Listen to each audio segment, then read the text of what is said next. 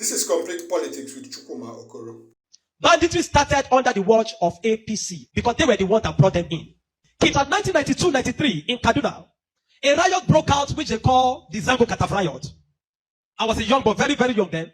And people were killed in scores. If you are not an Absa person practicing Muslim in Islam, they were killed. Especially if you are from the southern part of Kaduna, the tribes from the southern part of Kaduna, they were massacred. It was called the Zango Kataf riot. And if the next thing they do is to burn churches, kill Christians, and then if they are done with that, then they focus on businesses that is for Igbo people, Igbo-owned businesses, and they destroyed it. I grew up knowing that Christians are an endangered species in Nigeria. In the year 2000, when the Sharia riots, how many of you have heard of the Sharia riot? Hundreds of thousands of people were killed in Kaduna. I can remember vividly that we had to defend our house from people. They brought some Fulani boys and they faced our house. They were shooting arrows. They were stoning our zinc. They spot our zinc, shooting arrows. Even though I was a Muslim then. Even though my father was a Muslim then. But because majority of the people in our compound were Christians, so they were willing to destroy every one of us because we're living with Christians. I can remember a particular church in Mando, for those that know Mando, in Kaduna, called Chapel of Redemption. That church was destroyed. And so from that time, anytime there's a little hanky-panky in Nigeria, the first target is churches and Christians. And this has prevailed for a long time. That even if there's a problem with in another country, the Muslim and the Hausas in Nigeria will rise up and begin to kill Christians. How many of you remember the Miss World crisis in 2002, 2001, 2002? That somebody drew a picture of Muhammad or something in France, long away in France, and they began to fight in Nigeria. Are you following me? Christians are endangered species. Now let me give you, and that's how it has continued. Scores have been killed, and they focus on regions where there is a mixture of both Christianity and Islam. If you look at states like Kaduna, state like Plateau State, state like Nasarawa, state like Taraba, state like Benue, state like Bauchi, state like Gombe, state like Borno. These are places where they focus on because they intend to eliminate every living Christian in that place. Anybody that debunked it is a total lie because I have grown and lived in the north. I've spent 80 to 80% of my life in the north, so I understand this thing. Several times, I cannot forget the Sharia riot. We were running for our lives. Even though we were Muslims. But we're still running because as far as you are not of the ethnic group practicing what they practice, you are a victim. You can be burnt alive. Many of us saw human beings that were burnt alive, like roasted like yam. And it has been going on for a long time. The genocide against the Christian faith. Are you with me? Many years ago, in Kano State, a man was beheaded. And anything they talk about, he said blasphemy. And guess who was the person that led it? The man called Sanusi, Lamido Sanusi was the one that led him on. And they beheaded him, they killed the Igbo man. They killed him and they put his head on the stake and they were using it to parade the city. You will understand of a woman also that is an evangelist. Evangelist Eunice that was preaching about 2016 or 18 in Abuja. And they killed her. We cannot talk about a young girl called Deborah Samuel that was killed. I schooled in Jos, and for years, the people of Plateau have been massacred. Riot breaking out every single time. The world that the moment anything happens, the next people that are victims are Christians. And it is unfortunate that all these years the government have not been able to do anything about it. But the agenda is deep. Are you with me this morning? Why am I saying? Because I don't want us to be an ignorant people. If we are ignorant people, they will control the narrative. And these days, let me tell you this truth. God will not come and fight for you. Remove that thing from your mind. If Christians don't rise up, pray from now till tomorrow. God is not coming to fight for you. Are you with me? Now, in the year 2009, Boko Haram started. Boko Haram started because of a section. It was a political movement. They created Boko Haram as a political talks to bring confusion into the government of Goodluck Jonathan. And to be able to, destroy any opposition, starting from Borno State, under the watch of a man called Kashim Shettima, which is now the vice president of Nigeria. Kashim Shettima and the other man, Ali Mohammed Sharif. These were the people that started the business of Boko Haram as a political talks to be able to oppose their opponents. But after a time, the ideology grew and they began to destroy. Now, it became a problem and they began to use it to destroy, bombing here and there. In 2009, 2010. As of 2010, a man led a meeting in Jos. Are you with me? He led a meeting that they were going to annihilate Christians within the locality of Plateau, Borno, Plateau, Bauchi, Kaduna, and Nasarawa. And he said they are going to perform jihad. They will bring jihad and they will go to Kidal. If the Islamic leaders are not willing to lead them, he is ready to lead the movement. I have the minute of that meeting in my phone presently.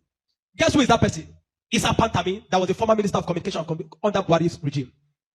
And several times, these are people that are terrorist sympathizers. And that is why the Nigerian army have not been able to win the war against the terrorism. Because people have, the terrorists have infiltrated the Nigerian ranks, the army ranks, so they cannot win the war. That said, Osama bin Laden was a better Muslim than he is. He was sad when Osama bin Laden was killed. And he has said it several times that Boko Haram should not be killed. He said they are their Muslim brothers. How do you win a war against terrorism? When there are people high in government that are sympathizers to terrorism, how do you win that war? Now, there are 4 categories of insecurity or people that are causing insecurity. Number 1, you have Boko Haram. Number 2, you have bandits. Number 3, you have Fulani herdsmen. Now I'm going to show you how they are connected. Many people don't know. The Boko Haram and the Fulani herdsmen have one mission. The mission is simple: Islamize Nigeria. Come to a territory that are Christian dominated, kill everybody there, occupy their land. Go to Benue, look for a community, kill them there, occupy their land. That's always me. Boko Haram and the Fulani herdsmen. Have you noticed that Fulani herdsmen they don't kidnap, they kill? There's hardly a place you hear that Fulani herdsmen capture that they say these are Fulani herdsmen. No, when they go, they kill. How do they kill? They kill with guns. You must now ask yourself, how does a Fulani man get AK-47? Do you know the cost of one AK-47? One AK-47 is over $1,000 something. Where will a Fulani man be able to get one AK-47? Are you with me? And now, so you will know that there are people that are sponsoring this movement. Then the Boko Haram and the Fulani, they go about Christian-dominated areas. You will understand that when this terrorism started in Nigeria, that only people that were killed were Christian churches. You will not hear that they kill anyone. It is Christians and churches. I remember in Kaduna then that churches began to look for security men to guide their churches in every service day. Otherwise, you can be in church and the next is boom, everybody dies. And churches that don't have money to hire soldiers began to use some of their members. I was a member of the security team in my church in Deeper Life in Kaduna in 2010. Because we don't stay in the church. Once I come to the church in the morning, we stay outside, moving around patrolling, because anybody can come and drop anything. So when Boko Haram started, the majority of Muslims, the Hausa, Northern Muslims, they were happy. I know people that were celebrating it. If you see them crying today, I'll tell you why. At the initial beginning of this thing, they were happy celebrating the killings of Christians. They said they are purging Nigeria of RNA. It was majorly on Christians and Christian-dominated areas. But when it comes to 2014, the man Buhari and APC that wanted to overthrow the government of Jonathan, by all means, decided to employ mercenaries from Niger, from Chad, from all those Fulani, from other African nations where they're Fulani, and they brought them into Nigeria. What was the goal? The goal was that if Jonathan does not concede defeat in the election, they were going to rain hell on Nigeria. So they brought in these mercenaries, and they equipped them with rifles, the Aerofiles, the Buharis. Are you with me? The Aerofiles, the Buharis. Every one of these people called APC, they brought in mercenaries and armed them in the bushes and told them to wait.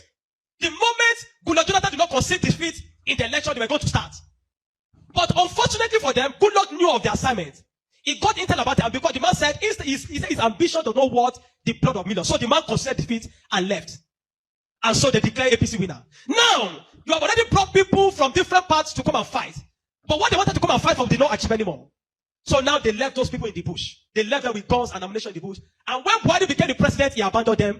Instead of them to settle them and let them go back, they abandoned them. And the people saw Nigeria as a place that is good. And the people decided to remain in Nigeria. Those are the people that started bandits. Before, we don't have anything like bandits. Banditry started under the watch of APC, under Buhari, because they were the ones that brought them in. Kidnapping, because they needed to survive. So they started by kidnapping. And they started by kidnapping. And they started by kidnapping. And they started by kidnapping. Over time, now, you understand that there are certain parts of this nation where there are mineral resources. Don't be an ignorant Christian. Follow me. Don't be an ignorant Christian. Don't be in a nation where you don't have understanding of what is happening. Now, there are some parts of Nigeria where there are good resources. And this is have been illegally mined by elites, the military generals, the oligarchs, the people that are the leadership of the North. They were mining these resources, and the money does not go into the federal government account. So what they do is that they employ the services of this banditry to create two things. Number one, to create diversion.